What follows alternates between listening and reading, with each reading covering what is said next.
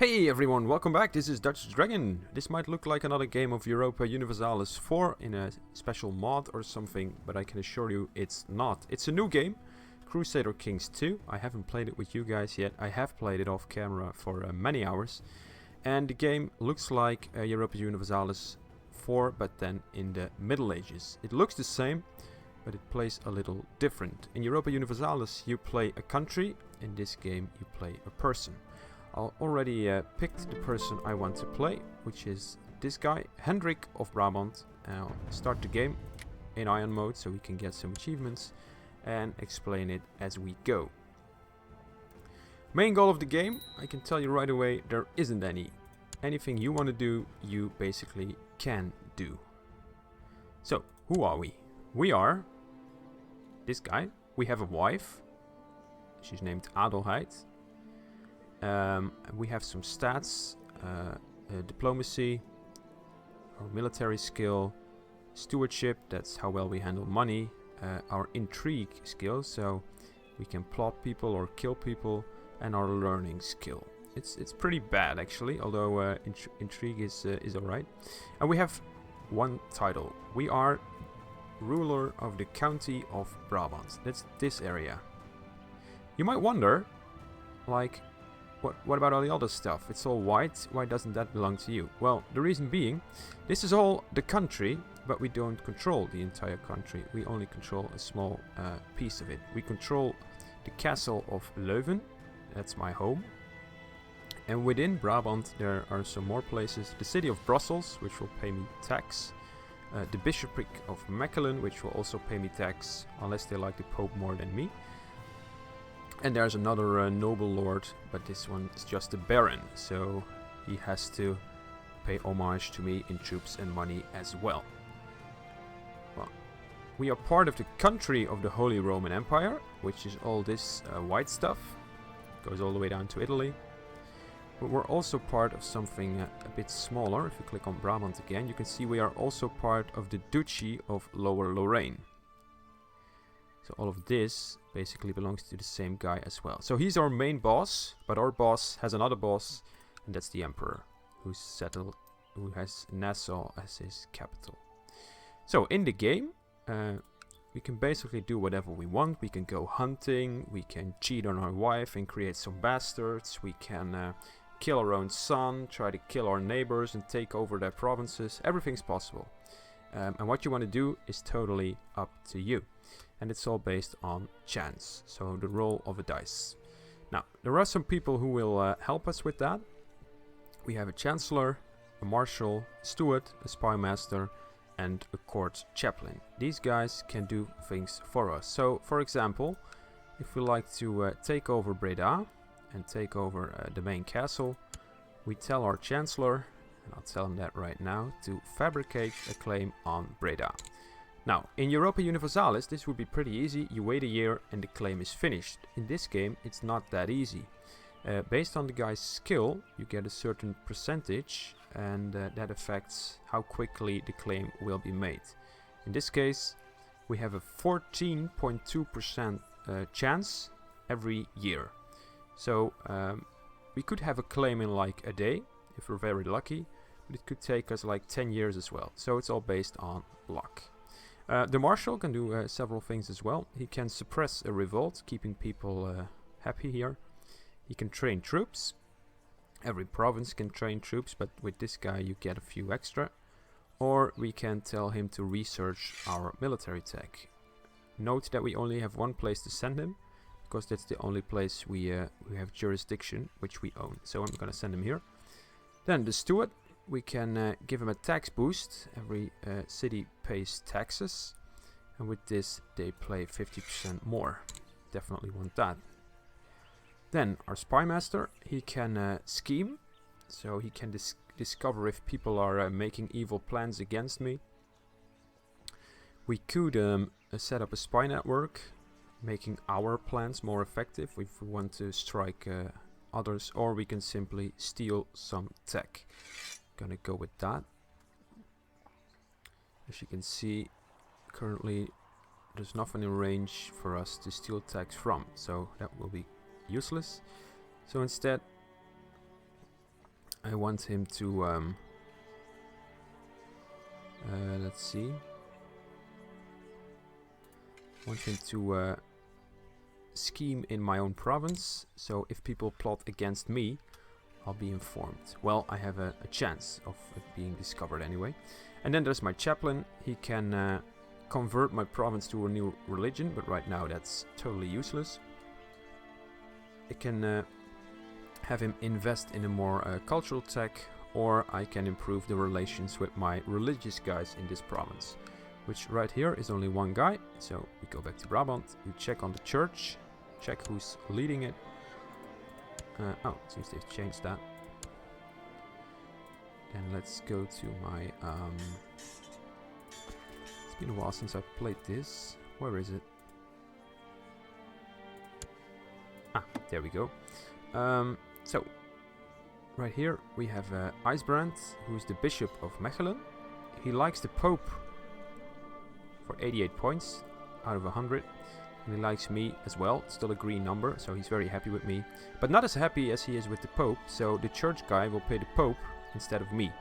So I need to make a friend of him. So what I'll do is I go back to my council and I ask the guy to improve religious relations with the guy in here. Hopefully that will make him more happy, so he'll pay taxes to me instead of the Pope, because I really need money. Well, then there's me. I already have a wife. I have 3 kids, 2 sons, 1 daughter. I have a brother and I have a sister. My sister is a Duchess Adela of Meissen, so she probably married some guy. Yeah, she married the Duke of Meissen, which is here. So my sister married some rich guy on this side of the Holy Roman Empire. That could be beneficial to me. If I ever end up in a war, I might be lucky and call this guy in. Let's see, my dear brother, what are you? He's nothing. He has a strong claim on my title because he is my brother, so if I die he might take over. But besides that, he has absolutely nothing. In fact, he isn't even married. Now, since I rule this country, I'm also the head of my family, I can look for him. I can try to look for a suitable wife for this guy. He's already 41 years old. And I can check the women that are available on the market. So I could pick a young one, a very diplomatic one, a very martial one, a very smart one with money. Everything's possible. In this case, I think I'm going for, let's see, his best stat is combat, which is a 9. So getting another woman in there who's very strong in a military way will probably give them kids who are good soldiers too. And then I can recruit their kids into my army or something. So this woman looks alright. She's 25. She has some threats and some abilities. She's also the daughter of a duke, apparently. So let's see if she's willing to marry my brother. Yes, she is. So I send a request, and in a few days we'll get a reply.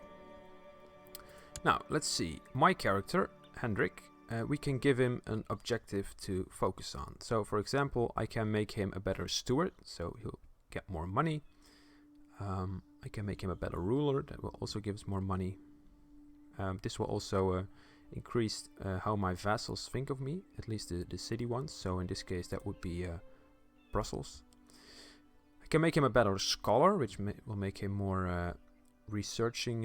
It will make him research stuff more, so he can increase his level there. We can make him a religious guy, a family man, a carousing man, so lots of drinking and fighting. I can make him a good warrior, a good hunter, a great seduction guy, which is great. You can just sleep with everyone, basically. Or make him a very good spy and have him kill people. For now, let's see. His stewardship is really bad, and that affects money. So I think I'll give him a +2 and some happiness with the cities. There we go. And the next thing I'll do is change my laws. I'm gonna force cities to pay high tax instead of normal tax. That will give me 35% tax instead of 25. It will harm relation with -10, so the the rulers of the city will like me a little less. But since I just took the plus 20 with my threat, that should counter it pretty much. Now, none of this might make sense right now. It's all very complicated, but in a few episodes, I'm sure you'll get the hang of it. This game was hell for me as well at first. It looked great, but it had absolutely no idea what to do until I watched a couple of YouTube videos, and then I learned a lot, so I hope it works the same for you guys. So, city taxation will be set to large, and the Lords of Brabant have already approved. I didn't even have to unpause for it. They accepted right away. Now, the last thing I can do is set an ambition. What do I want to achieve for this character? And that is a good question. I think I want to gain access to Hainaut or Breda, so add it to my title so I can rule both provinces. So let's see if that's possible.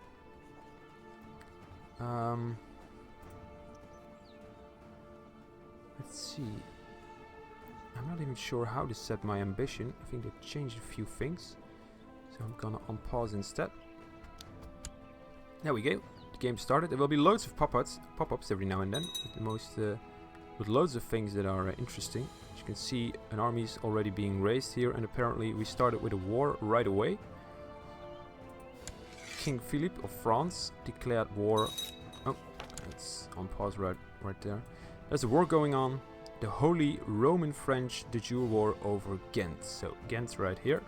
It's in French control right now, but apparently the ruler of the Holy Roman Empire, which is the Emperor, wants to make a claim on it. Now, basically that puts me at war as well, because the Emperor is my boss. So what I could do is raise my military. It will be very small. I have 803 of my personal troops, so I have to pay them myself. And I can call upon my vassals, my servants if you will, to raise their troops as well. So in this case, the city of Brussels will send me troops. The bishopric of Mechelen might send me troops, he probably won't. And the barony of Aarschot will send me troops as well. And that way we can start invading all these provinces. We won't get them, so even if we win a war, we won't get anything. The peace treaty is already made, because the only thing that can happen in this peace treaty is that Ghent will flip sides. So you can't claim more, or you can't claim money or anything like that, as in Europa Universalis 4. So, then here is the marriage proposal. It's accepted, so my brother is now married to Chamoa Gomez. And that should make him very happy. I still have to set an ambition. And I honestly... Oh, there it is. So, I can do a few things. I can reach 500 gold. I can try to be a paragon of virtue. Become exalted amongst men, giving me 1000 prestige. That's quite a challenge, because I only have 20 right now. Or become the king of Frisia. Also very hard, but hey, I have to try something, so... Let's see what would give me the most bonus. It doesn't really matter, I'm just going for the money right now. Okay. My liege, my mission to Brabant has so far been a success. During my visit, the court of Bishop Ijsbrand of Mechelen, well, basically what he did is I asked him to boost relations between myself and my bishop, and it seems to have worked. So what I'll do now is check my vassals, and as you can see, this used to be a 64, now it's a 94, so those 6 ducats he pays in taxes a year are now going to me instead of the Pope. So basically I get more money, which is always good. So I can't give him a new mission yet, won't take long. The court chaplain just died, and I also get a pop-up. Let's see. Such a wonderful bouquet. The complex blend of flavors spreads over my tongue just as the warmth spreads in my belly. These monks certainly know how to make a fine wine. So apparently I've been strolling in my country, visited a monastery, and I can do 2 things now. I must visit them more often, which could give me a learning skill of 1. There's a 50% chance I get that. Or there's also a chance of 20% that I gain the temperate threat, giving me 2 extra stewardship. The church will like me more, and people who have the same threat, so who are also temperate, will be pleased with me as well. If I visit them more often, I take a risk that I become a drunkard because I'll drink too much wine and all that, and I gain a little less stewardship and all that. So since my stewardship is already a mess, I rather have more of it than less of it. So thanks, but no thanks. My chaplain died, so now it's time to appoint a new one. There are 2 candidates. Peter, commander, he's basically a nobody, or my brother Reginar. Well, my brother has a skill of 0 when it comes to church knowledge, and this random guy has a 4. So both of them are absolutely worthless, but well, it's gonna take my brother because hey, he's my brother. So welcome to the party. I'm gonna ask you to do some research. As you can see, he has a 0.5 chance, so that's basically a chance of 1 in 200 to actually achieve something, but he is my brother, and because I appointed him, he likes me a little more. You always have to try to keep these numbers in the green, because that means they respect you and they won't double cross you.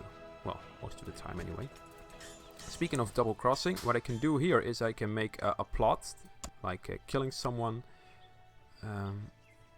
Basically it's all killing right now.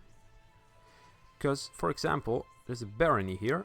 I could take over. I'm a nobleman, so I could take over another nobleman's possession, even if it's within my realm. So basically I'll be the Duke of Brabant and the Baron of Aarschot, but Aarschot already has a Baron. And the only way to get rid of him is to kill him, because once this guy dies, the property will go to his heir. And right now that's me, because the guy doesn't have a son. He only has a wife, but he doesn't have a son. So I could make a plot to kill him. And the plot is now set, and I can check for people within my realm who are willing to back me up on this one. So let's see. Sorry, misclick. Who would back me up? It seems Chimoa, my brother's wife, is willing to join the plot, so I ask her to... I invite her to join my plot. I can invite all these guys. What I just do is always hit the tag that they automatically invite everyone who's willing to join. So in a few days, there you can see these guys are all invited, including my brother. Most of them will accept.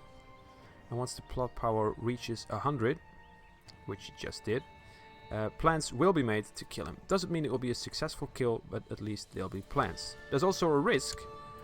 One of these guys might talk because he got drunk or something, and he'll tell the others in the nation about my plot, and then people will know about it and they won't trust me anymore. So that's basically the game. There will be, I think there's like hundreds and hundreds of options with everything, plot, kill, try to bribe people, all that kind of stuff.